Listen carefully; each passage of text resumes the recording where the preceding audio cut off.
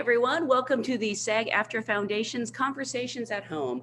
I'm Janelle Riley. I'm an editor at Variety, and I just want to let you know that the SAG-AFTRA Foundation has a COVID-19 relief fund to support SAG-AFTRA artists with basic needs like rent, food, and healthcare costs during this global pandemic and industry shutdown.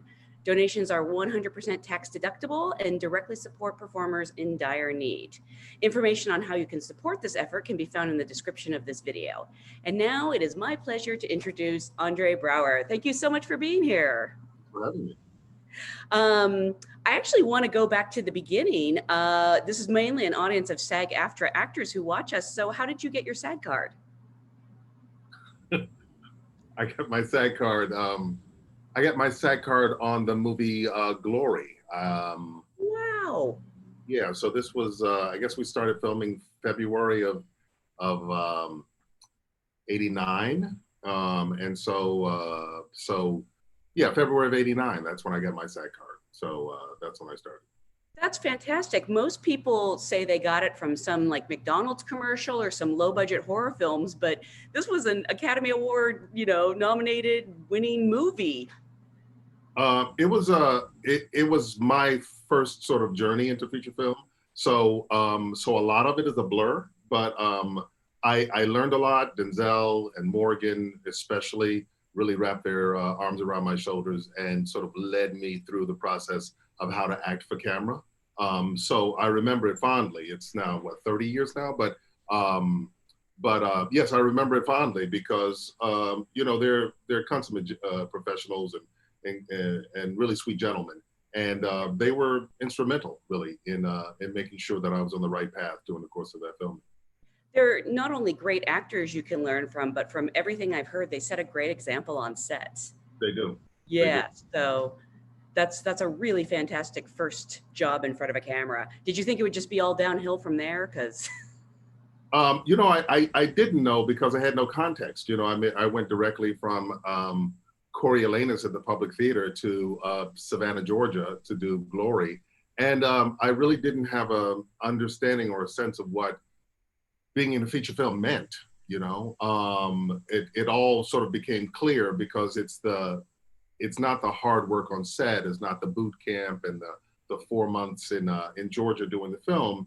It's really the pomp and circumstance that surrounds the making of the film that sort of gives you context when you see and hear how excited people are, how moved they are by the film. That's when it sort of really struck me. But during the making of the film, as my fellow actors know, it's all hard work and sweat and slogging through the mud. and here we are, a little over 30 years later. You just received your 11th Emmy nomination for your work as Captain Raymond Holt on Brooklyn Nine-Nine.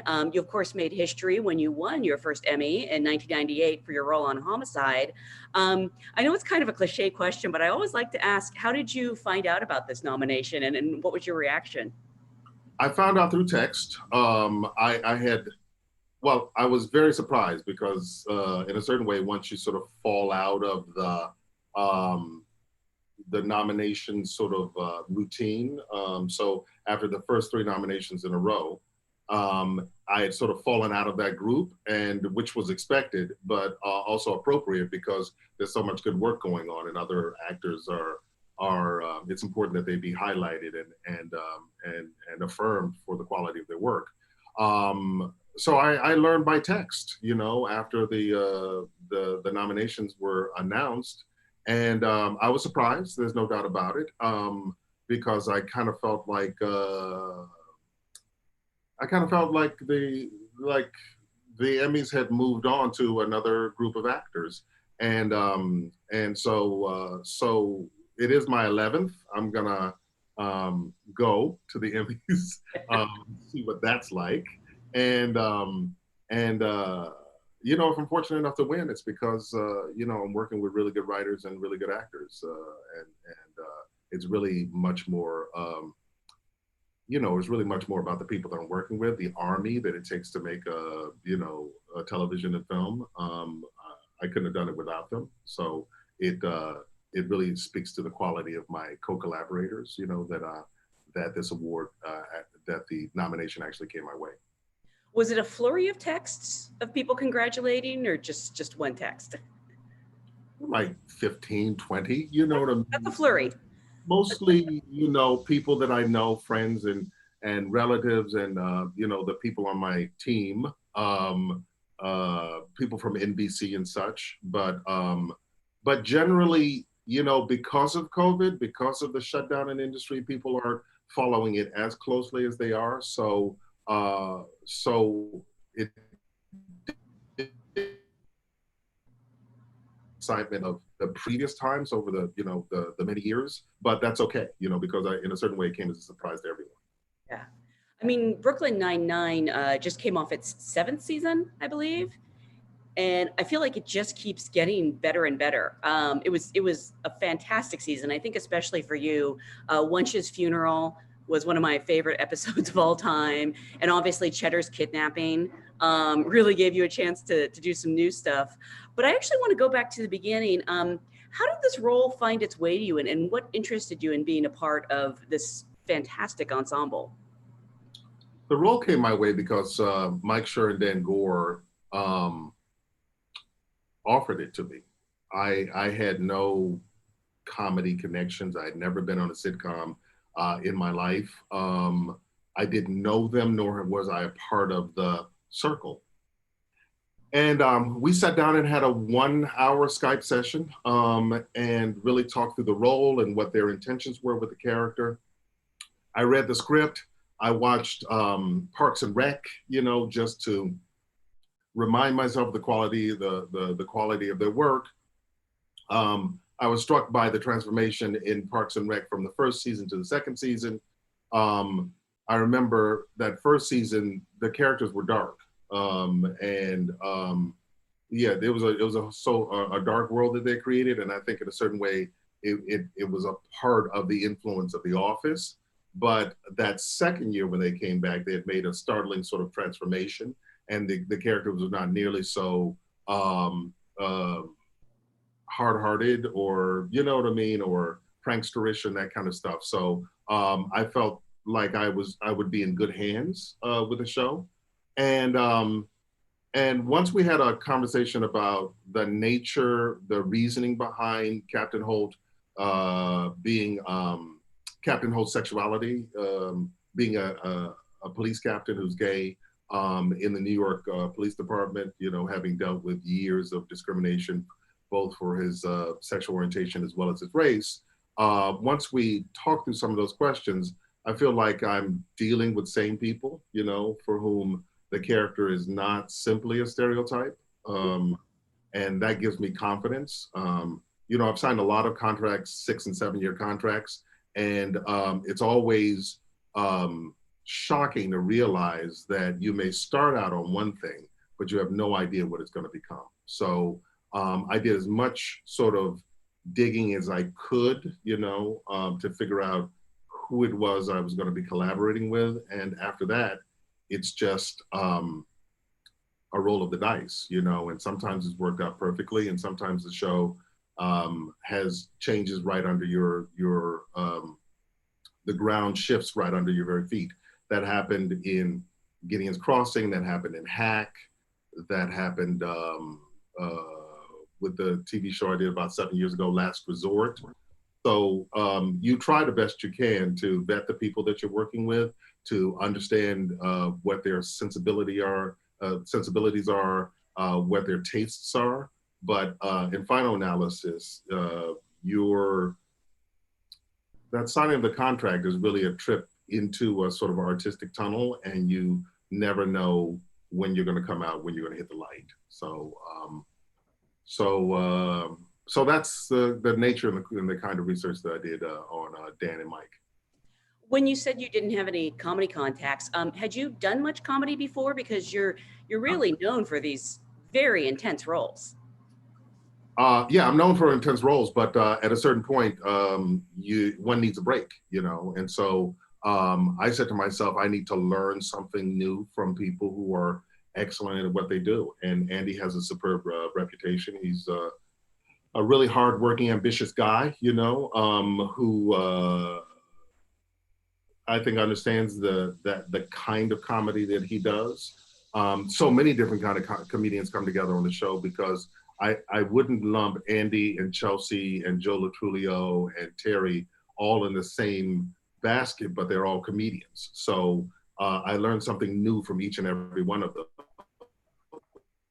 When it comes to Melissa or Stephanie and myself, I often think that we're, for lack of a better term, a straight actor. Entering into a comedy world, but we're all learning. I've seen immense growth from the people who are not comedians in the show, and that's really a testament to how fine the writing is, how good the directors are we're working with, and I mean, it's hard to believe. I mean, we're 8 seasons in. I mean, there's going to be an 8th season, knock wood. And the quality of the show has not declined yet, and I've been on so many shows and I'm able to identify the script that marks the top, and every subsequent script is a little bit shallower, a little bit poorer, and this show has yet to peak. And so I'm really happy about that because the writing's the foundation of everything we do.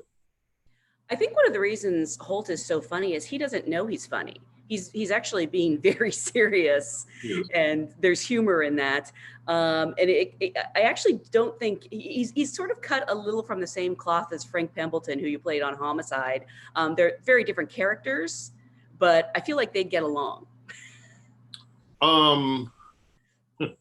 Yeah, I'm sure. Yeah, I'm sure Frank would fall in line. Yeah, yeah. So yeah, I agree. I think there would be mutual respect there. And you've mentioned some of these cast members. I truly believe Brooklyn Nine-Nine has the best ensemble on TV. Every single role is an all-star. From Terry Crews and Andy Samberg, and you get to work a lot with Mark Evan Jackson, who plays your husband Kevin. Who are some of your favorite scene partners? Oh, and you can talk about guest stars because, of course, Kira Sedgwick and you together is dynamite. Kira's always been my favorite because she's just always been my favorite because this rivalry between Holt and Wunsch is just delightful, and that petty side of Holt is a lot of fun to play. There's obvious sexual tension from the very beginning between these two characters. That's why they go at it, in that way. But like this season has demonstrated, they needed each other in a certain way to drive their own kind of excellence. So I was really happy with that Kira was on the show, and she directed an episode in the last season, the 7th season, and she's quite a fine director. So I've been very pleased to make her acquaintance, all these years. Did they warn you in advance that they were going to kill off the character? Did you know that was coming? A couple episodes before, yeah, I knew it was coming. Yeah, and yeah, I'm sad, but What is the atmosphere on set like? Because I think I would just be afraid of ruining takes constantly by laughing. I used to pride myself on not breaking, but after the stuff's funny, so it's still a good working environment. After 7 years, there's a kind of routine that we've gotten into, and we're all veterans with the show. We understand our characters very well. The tone is crystal clear to all of us. The challenges that we have are organic, interesting, and so consequently, I think we have a lot of fun. The filming is very efficient. Rarely do we go 12 hours. Most times it's somewhere between 8 and 10, and that's great.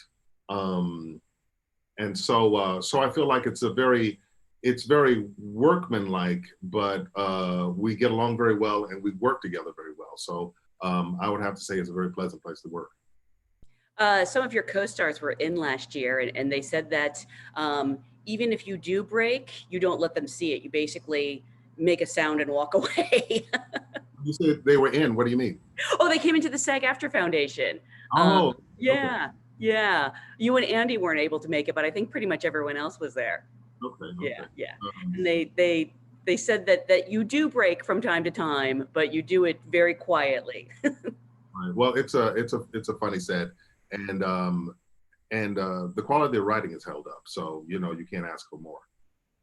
And by the way, I want to remind everyone watching at home, if you have any questions, just put them into the YouTube comments area. We're getting a lot of congratulations on the nominations, but if there's some questions, just let me know. Also there's that old saying, never work with animals or children, but Holt and Kevin have this dog Cheddar, who's a total scene stealer. And yeah, Stuart the dog, who we had for 6 years, and his sister Stella, who we have now, they're identical. I mean, you could even tell it wasn't Stuart. They're good dogs. I mean, their best trick, of course, is coming to eat the treat that's in your hand. But during the course of the heist, there's a lot of sort of like tricks that Cheddar has to be involved in. So they train these dogs quite well. But once again, it's always true. They are dogs, so everything revolves around the quality of the training. Then when they get to the set, there are 40 people making noise. You know what I'm saying? So it's always a little tricky, getting them to do the tricks. But very sweet animals, yeah. both of them. R.I.P. for Stuart, but they're all very sweet. And you had a great episode this year that sort of focused on Cheddar's kidnapping. I think we got to see a really emotional side of Holt. Was that fun to play? It was. I was a little stunned when I read the script because it actually does have a climactic street fight, with a car chase and killer lines and heroic action. I was a little stunned by that because I said to myself, it feels a little out of character for Holt to be on the street pursuing criminals, but I had a lot of fun doing that. I had our stunt coordinator is Dynamite, and since I've done stunts my entire career, the vocabulary is very easy to sort of pick up, and he has great stunt doubles. So I had a really fun time working on that show because it's been quite a long time since I've been asked to engage in a street fight. So it was a lot of fun. It made sense though, because the season started out with Holt back on the streets, having been demoted. So maybe he picked up some of those street skills. Yeah, I would have to say so. Holt learned his own neighborhood. I think he became a little more humble. There's the things that he learned from his patrol officers and vice versa, that were quite helpful. And then Vanessa Bayer came through for 4 episodes, 3 or 4, I can't remember, the very beginning of the season, and she did a dynamite job as my partner. So I had a really good time. She was amazing. What ended up being the most challenging part of this season? Was there a particular episode, or maybe it was just things like having to dance to Salt and Pepper? I said Peppa, sorry. Let me see. The dance was tough. There's no doubt about it. Aerobically, the dance was very tough. And the heist was a tremendous amount of fun. Very confusing. A lot of costume changes. But the heist was a lot of fun. The heist is typically my favorite episode in every season. Yeah. Yeah. That dance, actually, I saw they uploaded some like rehearsal video, and it's hard because those are actually like fast moves, and Terry Crews is like just a naturally gifted dancer, and you really kept up with him. Yeah, Terry has it all. I remember going back and looking at the original Salt and Pepper video, of which we couldn't actually take any of the moves because they're trademarked or copyrighted or something to that effect. But so we invented our own moves, or took from the huge vocabulary of hip hop dance moves. Yeah, it's so aerobic. You know what I mean?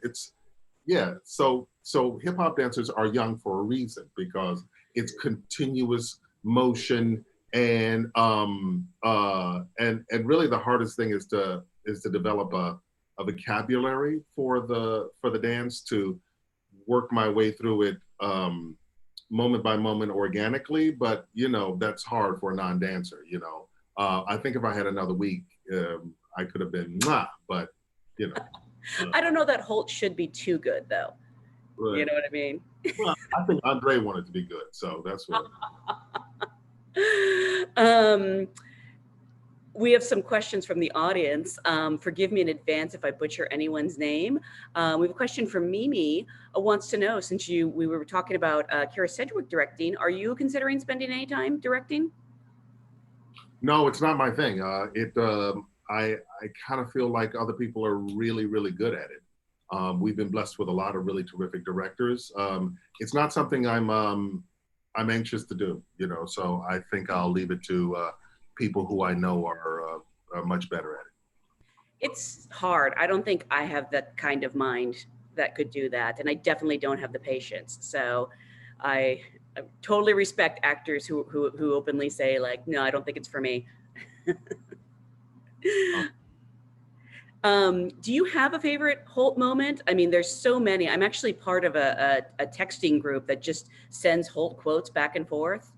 And you've become such a meme. There's so many gifs of you. I don't know if you've seen all of them going I around. have it, but it's 140 episodes, and the show's changed a little bit from the very beginning. Favorites? God, I can't even remember how many we've done. We've done 140 episodes. There's the episode where we both had the mumps, um, which was a lot of fun doing. The prosthetics were difficult to get involved with because it's basically a latex thing that, you know, there's a straw in your mouth and basically your entire head is covered in latex in order to make a good form of it. So there's a little bit of claustrophobia that comes with doing those kind of special effects, makeup special effects. But I really loved how well they turned out, and then again how much camaraderie there was in that episode, the mumps episode, which the title escapes me, but that's one of my favorites. The dinner party is one of my favorites. That's from, I think, maybe the first season. Um, all of the heists, um, and this season, you know, the Cheddar episode and Ding Dong the Witch. Um, yes, Ding Dong. So those are the recent ones that I can remember, but it's just there's so many. I mean, sorry for my eyes rolling up in the back of my head looking for these episodes, but there've been a lot of them. But I've had a lot of fun over the last 7 years. I think Safe House might be one of my favorites. And you get one of the biggest laughs and you don't even have to talk. It's you texting and Raymond keeps signing his texts. Right, right on the bus. Yes, yeah, I remember that. And of course, my all-time favorite line is seeing you at Moneyball, crying. Because Oh, it's the so film Moneyball. beautiful. Okay, yes, yeah.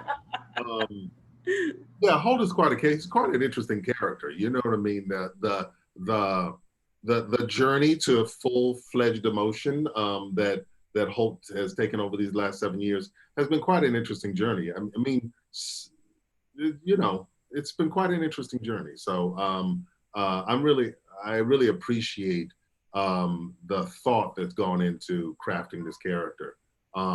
My first sort of taste of comedy began with Men of a Certain Age, 2009 to maybe 11. But yeah, the wildness of these kinds of comedies is just really, it's just fantastic. It's just so joyful, you know. And having been, you know, an investigator or a defense attorney or a prosecutor, you know, the kind of research that you have to go into to reach these places, you know, it's all murder and mayhem, you know what I mean? So, and I like to do this kind of research, but it gets really dark after a while. You know what I'm saying? It gets dark when you do thief, it gets dark when you do homicide. So actually it's been a breath of fresh air in my career that basically for the last 10 years, I've been doing comedies where the stakes are not as dangerous and as consequential as the stuff that I did earlier in my career. So I'm really happy about that. You seem to always get cast as authoritarian figures. Is that something that like goes all the way back to like high school? You know, it's the voice, you know, it's the voice and the demeanor, in a certain way. I can't get away from it. I'm always looking for a role that's not the stereotype. You know, I've turned down a lot of sort of copycat roles. That are basically seeking to do the same thing that Hack or Homicide had done. And I just continue to need a new kind of challenge, acting challenge. And so these last 10 years of comedy have been really sort of spiritually, just they've been uplifting. I would have to say the most fun I've had in my career have been the last 10 years, working with Ray Romano and working with Dan Gore as showrunners has been a really incredible experience. And of course, I'm going back to drama because I'm looking for another compelling role. I don't know what that's going to be, but this time has been superb. Usually, when I work, I devote myself, and I'm fortunate that I can almost entirely to whatever it is that I'm working on. So if you look at my resume, there's a lot of Brooklyn Nine-Nine and very little other things because I essentially split my time between working on the set and being at home and spending time with my family. So, so I don't multitask, I don't maintain several characters at the same time. So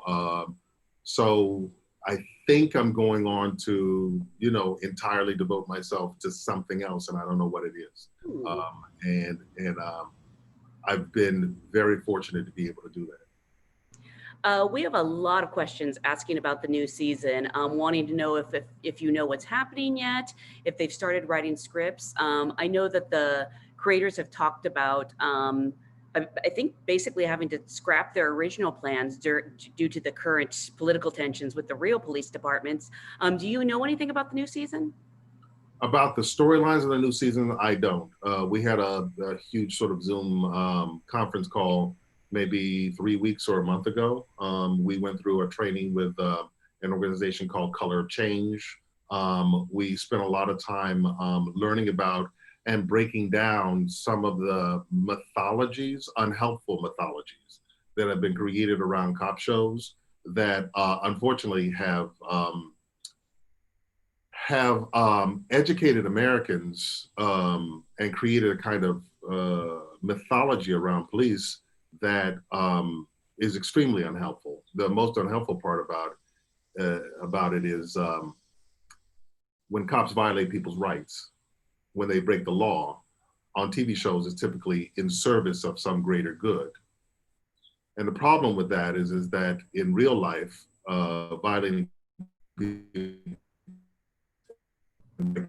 is simply breaking the law and violating people's rights. And it has no higher good, but there's a kind of mythology that's been built up about it. And the people who are usually the victims of this are people, brown people, Black and brown people.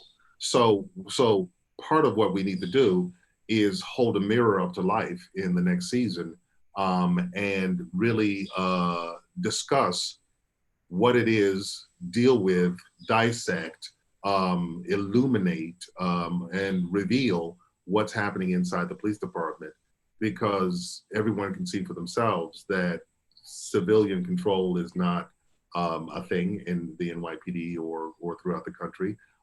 Training is lacking. And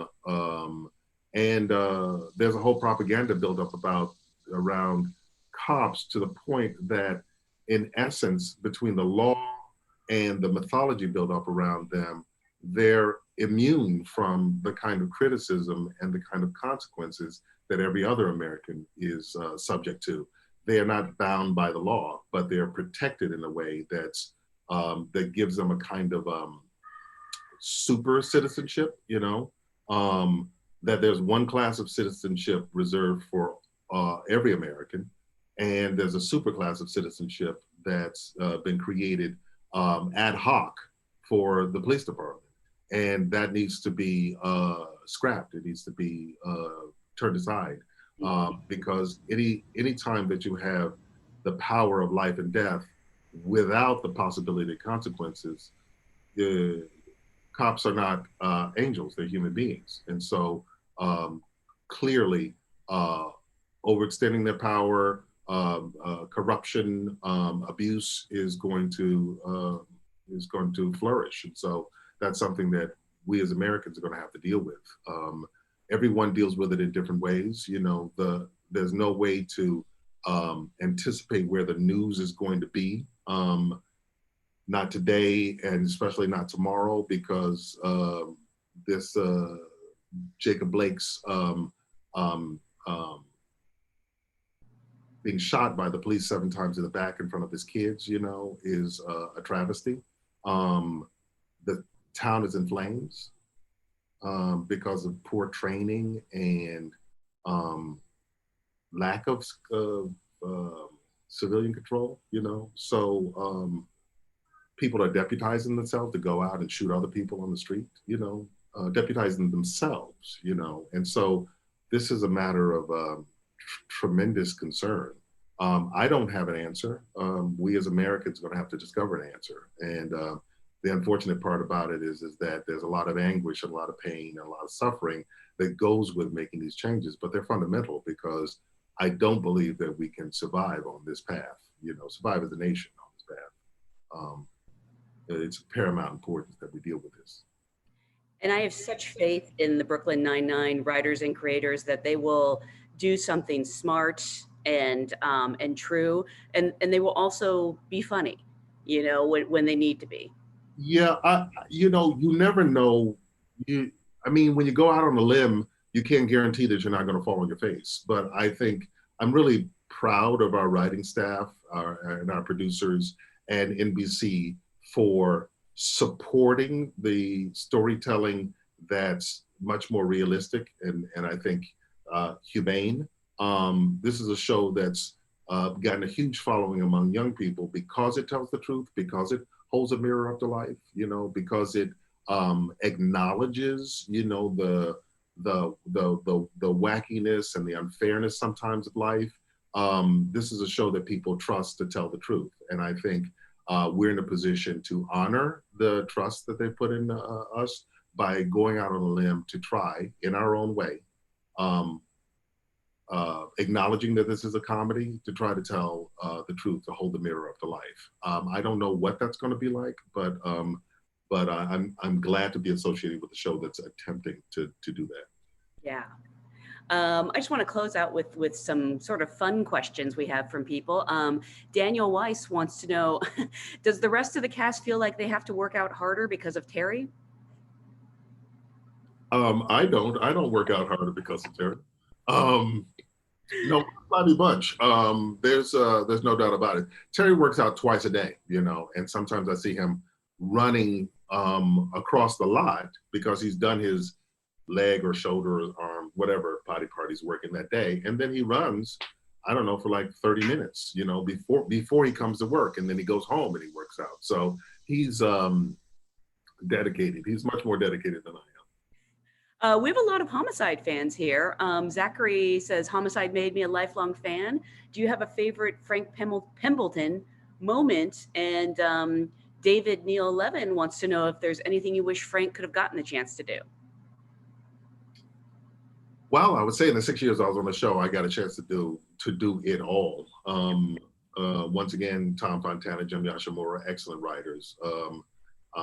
Once again, I'm blessed, to have been associated with those guys. I guess the pivotal moment for me in the entire series was when Frank had his stroke. That's the axis around which his character pivots for the entire 6 seasons. Because, when you first meet him, he's first among equals. He's, a loner, and he's brilliant, and he plays by his own rules. This is, once again, the mythology that I was talking about earlier, surrounding cops. And by the end of the 6 seasons, he's a much more humble man. And I think he's much more aware of the limits of his personal ethics. He's much more aware of how far you can go about applying that to other people. He's much gentler and more understanding. It's a transformation that was a lot of fun for me to go through because,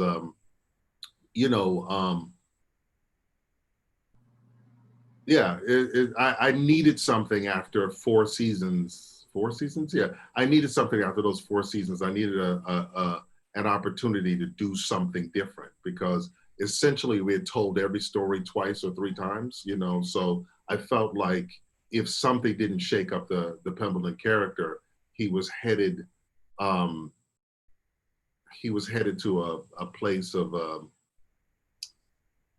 like an almost caricature place, you know, even though they're terrific writers, at a certain point, if you don't shake it up, then you wind up really perfecting your own version of a stereotype. So, you know. Jim Hoffmaster has a great question. Is there any difference in terms of your process between comedy and drama?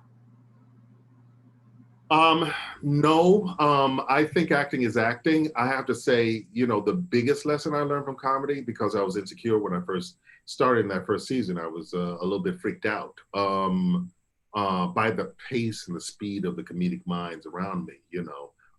The fact that we weren't rehearsing, we hadn't figured out the story. Um, you know, the biggest lesson for me was calm down, you know, and it's easier said than done, but at a certain point, um, you know, mostly through coaching with my wife, it was about how best to internalize these things and relax into the comedy. So I would have to say season 2 and 3 were much more fun for me because I discovered a sort of process um, that still involved the same amount of research, but was just easier, more relaxed, um, more relaxed. And finally, Christina Floriza has a question. What acting challenges have you not yet had that you would love to tackle? Well, I've never been on Broadway. Really?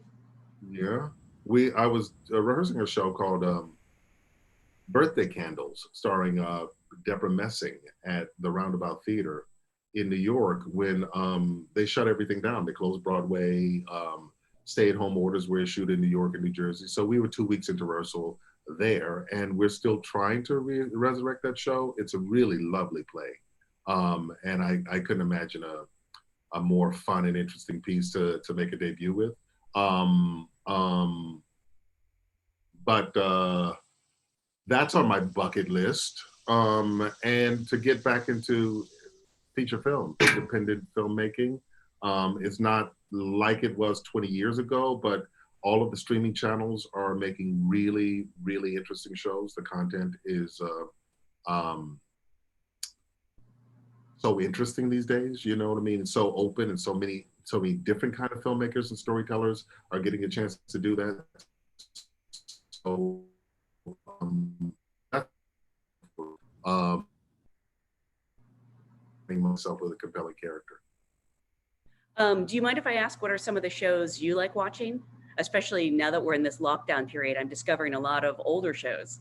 Unfortunately, I've disconnected almost completely from television and film and podcasts and all these other different things. You know, I do much more reading. That's just what's happening lately. Usually, I'm there with my army and I'm very interested in what's going on, you know, in the business. But since March, I have to confess, I haven't seen anything. I don't know anything. Sorry. That's fine. I was just trying to think of some recommendations I could give you. Watch Watchmen. That's the one that I would push. Yeah. Well, I cannot wait to see what's in store. I hope you guys can get back to work safely soon because it's such a fantastic show. And like I said, it just keeps getting better and better. And on behalf of the SAG-AFTRA Foundation, we just want to thank you for joining us and sharing your experiences, process, and craft with all your fellow performing artists. Thank you so much for being here. My pleasure.